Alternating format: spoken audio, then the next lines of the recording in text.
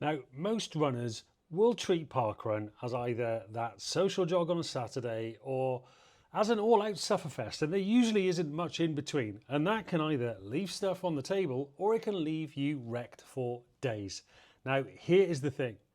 Done right, that weekly 5K down at your local park can become one of the most powerful tools in your marathon toolbox. I love using Parkrun. It's free, it's every Saturday, they're all pretty local, you can get down to them super easy. I love using them as a test bed to see where we are at in our marathon training.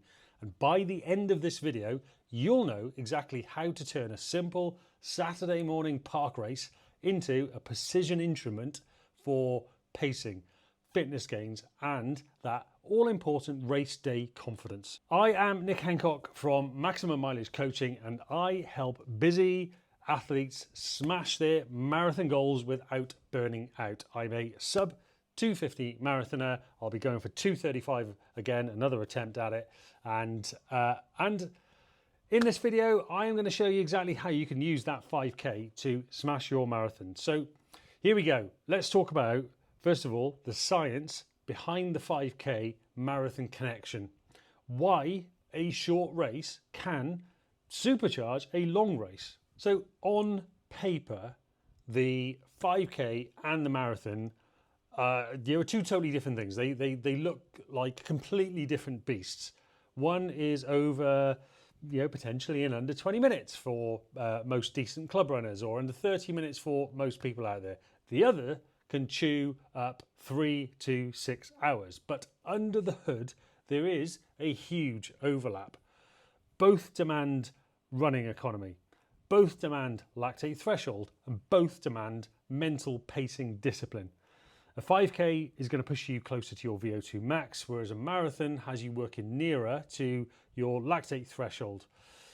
Training both ends of that spectrum can raise the entire performance ceiling for your body. Raise that ceiling and you can raise the floor. If you run a hard 5K every few weeks, not every week, don't do it every week, you can sharpen your top end speed, you can improve your stride efficiency, and you can make marathon pace feel easier by comparison. Raise the ceiling and you raise that floor. So here's a little takeaway for you. This week, pick a park run.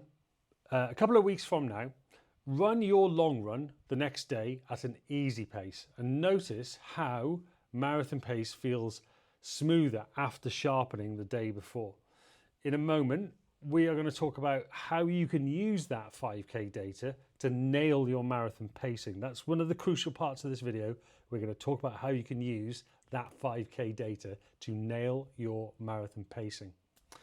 So section 2, we're going to talk about using Parkrun as a lab test. You hear about lab testing all the time on the internet.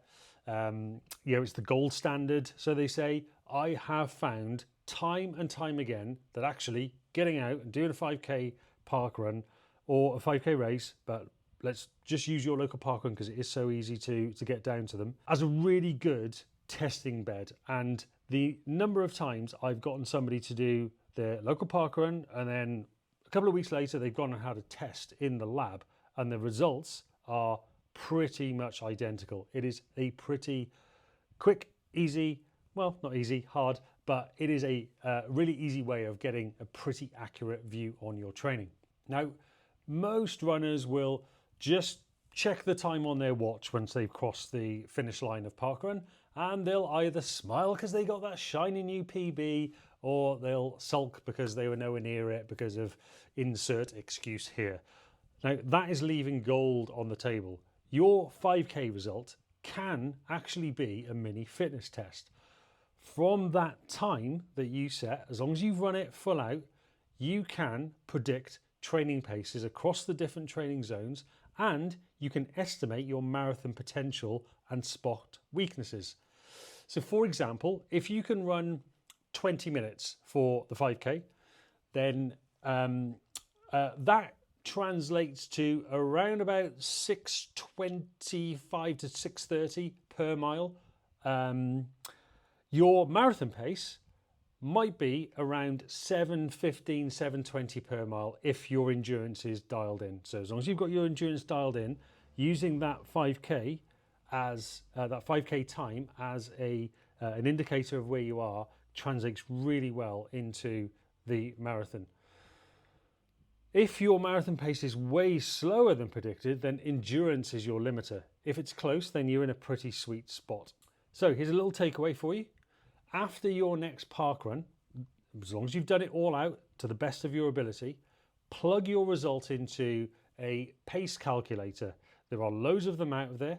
The ones I use, I tend to use 3 actually. And then what I do is I take the median across the 3, because they do all have their little nuances. But things like Jack Daniel's VDOT is a really good one. There's an app and also the website. Macmillan is also a really good one, not Macmillan Cancer Research. Greg Macmillan is what you're looking for, the Macmillan Pace Calculator. The other one that I use that with myself and with the athletes that I coach, is built into Training Peaks. And you can also use the 80-20 one as well, which is actually the one that I use inside of Training Peaks. And you can use these to set precise paces for your interval runs, for your tempo runs, and crucially, for your marathon pace workouts. In a minute, I will talk to you about how you can structure your week so Parkrun works for you, not against you, in this context of using it as a test bed. So section 3, slotting Parkrun into your marathon week.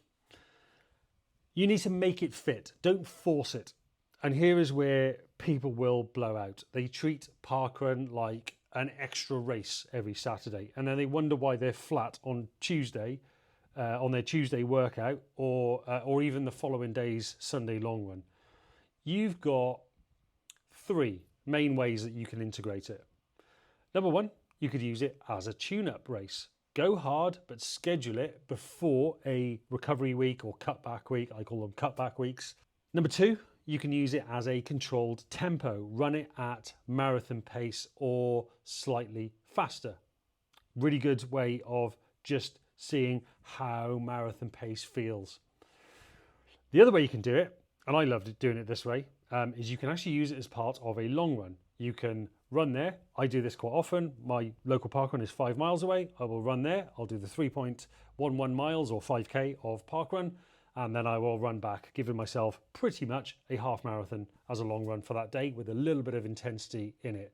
And I will run that parkrun not at 5K effort. I will run it as half marathon effort or tempo effort, and then I'll add those miles after coming back. And if I'm doing an even longer run, I'll do the 5 miles there. I'll do parkrun when I'm a little bit fresher, and then I'll maybe check on an extra 3 miles or another 5 miles to make it up to 15, 18, whatever.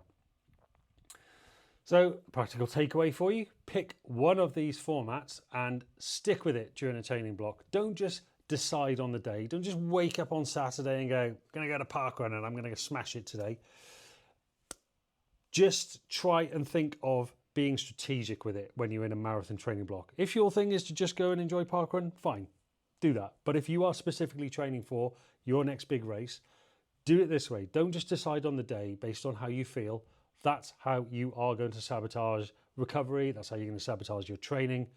And next, I will explain why using parkrun as a mental skills workout might be one of the most underrated things of all, because 5Ks are bloody hard. If you are not sure how to fit things like parkrun, intervals, long runs together without cooking yourself, I can help. If you go onto my profile, look in the links below, make an inquiry. Let's get a strategy call booked in, and we can map out how to structure your week around your life so that you can get faster, that you can use these parkruns to expedite your marathon training and really turn up on race day at your marathon knowing exactly what you're supposed to be doing. Book a call in. So section number 4, parkrun for mental mastery. Use your parkrun to rehearse your race day brain. This is another great way of using it. The amount of people, particularly newer runners, that maybe get into London, for example, and turn up on race day, even experienced runners who maybe haven't raced for 6 months, they turn up on marathon day, they've done all of this training, they've done no racing at all, and they get there on race day, and it's all relatively new to them. They haven't really practiced the whole mental preparation of getting the kit out the night before, maybe doing a little bit of a carb load. You don't need to do a huge carb load with Parkrun, but just getting your head into the frame of mind of going into a race sort of scenario. Parkrun is great for that. Parkrun is perfect for rehearsing your mental toolkit. Pacing restraint in the first kilometre, staying smooth when other people are trying to blast off, managing that discomfort without panicking. When it starts to get hard towards, in the last 4 or 5K of your parkrun, not panicking, staying relaxed, and embracing the suck is a great way to use your parkruns. And science does back this up. Athletes who practice controlled suffering, as we call it, develop a better tolerance to race day stress, and they make smarter in race decisions, like checking in with their body. Right, it's getting hard. Do I pump my arms, or do I try and stay relaxed? A relaxed runner is a better runner. That saying that everybody says, oh, the professionals make it look super easy? That's because they're trying to stay relaxed, even though under the hood it's hurting. But they are trying to stay relaxed. They're not pumping, straining to get there. They are staying relaxed. And Parkrun's a great little tool to use to practice exactly that. So another little practical takeaway for you. Before your next Parkrun, pick one of those mental skills to rehearse. Is it that you are literally using Parkrun to practice the whole scenario of being on a start line and being in a race, even though Parkrun is not a race, although I call it park race? That's a great way to practice. Wear your marathon day kit, practice running in it, practice running in your marathon shoes. Maybe it's to hold back the first 2K. Maybe it's to relax the shoulders when you start breathing hard. By isolating one of those skills, you are going to train your mind just as deliberately as your body. And now let's just tie all this together into that parkrun to marathon strategy. That grand payoff, the parkrun multiplier. Here's the big picture. Every time you run a purposeful parkrun, you are hitting multiple systems at once. Physiologically, VO2 max, threshold, and economy. Form as well. Strategic, you are looking at pacing control, your data tracking, you're looking at your performance prediction. Psychologically, you're getting that confidence, that resilience, staying calm under pressure, being mentally prepared for standing on a start line with other people surrounding you. And when you layer those gains over the course of an entire marathon block, 12, 16 weeks, whatever, they do multiply, hence the Parkrun multiplier. And that is why your marathon pace suddenly feels cruisable. That's why you hit mile 20 with more gears to play with. On top of all the other training, yes, but using Parkrun in this way really adds to that. One of the biggest mistakes that I see that people make, the busy runner's mistake, is thinking that they have to add more training hours to get faster.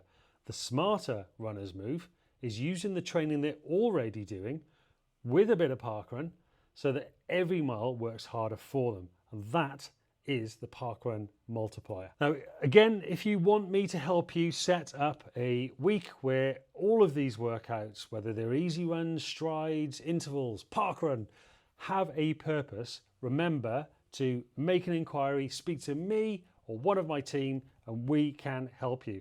And if you are wondering exactly how to layer speed work into your marathon or ultramarathon prep without wrecking yourself, then check out my other videos. And I'll see you next time.